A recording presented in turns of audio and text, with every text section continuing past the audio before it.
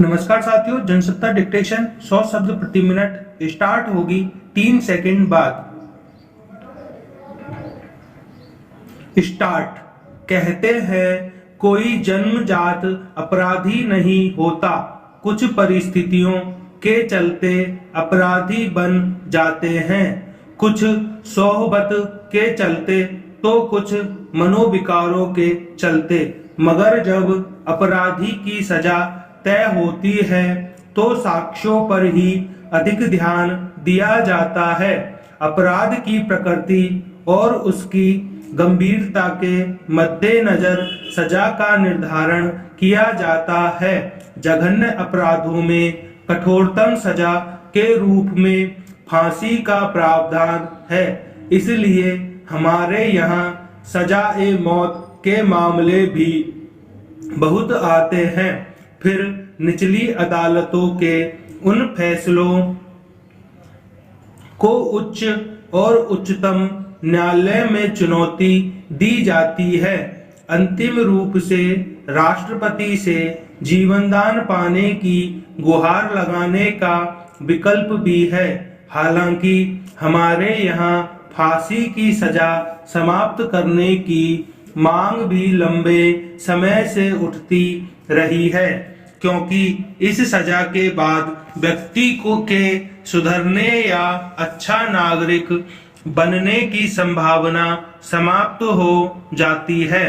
दुनिया के बहुत सारे देशों में फांसी की सजा का प्रावधान समाप्त किया जा चुका है। इन्हीं सभी बिंदुओं के मद्देनजर अब सर्वोच्च न्यायालय ने आदेश दिया है कि मौत की सजा पाए व्यक्तियों को मनोवैज्ञानिक मूल्यांकन भी अवश्य किया जाए। इसके लिए चिकित्सा संस्थानों के सुयोग्य मनोवैज्ञानिकों और मनोचिकित्सकों की टीम गठित की जाए। सर्वोच्च न्यायालय के इस आदेश से मौत की सजा के मामलों में दंड तय करने और अपराध विज्ञान के क्षेत्र में अध्ययन से कुछ बेहतर नतीजों की उम्मीद बनती है। पैराग्राफ। सर्वोच्च न्यायालय ने यह आदेश उत्तर प्रदेश, बिहार और महाराष्ट्र के उच्च न्यायालयों द्वारा सुनाई गई मौत की सजा के विरुद्ध दायर याचिकाओं पर सुनवाई करते हुए दिया है। किसी को मौत की सजा देना सभ्य समाज की निशानी नहीं माना जाता, यह बर्बर समाज की कार्यवाही मानी जाती है। इसलिए दुनिया के बहुत सारे देशों में ऐसी सजा का प्रावधान समाप्त कर दिया गया है। जघन्य अपराध करने वालों के मानस का अध्ययन कर समझने का प्रयास किया जाता है कि आखिर उस व्यक्ति ने किन परिस्थितियों के चलते ऐसा कदम उठाया। मगर हमारे यहाँ ऐसे अध्ययन का अनिवार्य प्रावधान नहीं है। अब सर्वोच्च न्यायालय ने इसे अनिवार्य कर दिया है। अपराध दरअसल मानसिक विकृतियों, मानसिक उथल पुथल का ही नतीजा होता है।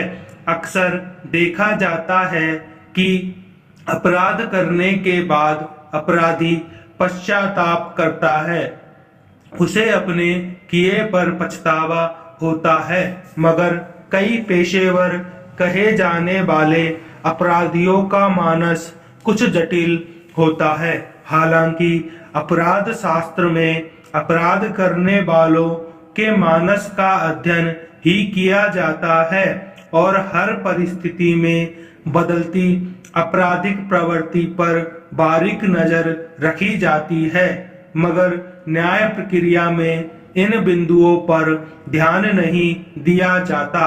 पैराग्राफ। अब सर्वोच्च न्यायालय के आदेश पर ऐसे अपराधियों का मनोवैज्ञानिक मूल्यांकन किया जाएगा तो न सिर्फ उनके अपराधी बनने, उनकी आपराधिक मानसिकता के बारे में ठीक ठीक पता लगने की संभावना बनेगी, बल्कि इस तरह के अपराधियों की चिकित्सा संबंधी नए सूत्र भी मिल सकेंगे। इससे मनोचिकित्सा विज्ञान को नए अध्ययनों का लाभ मिल सकेगा।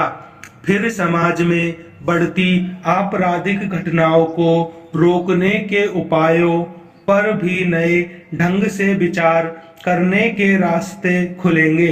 अभी तक केवल दंड के भय से अपराध को रोकने का प्रयास किया जाता रहा है।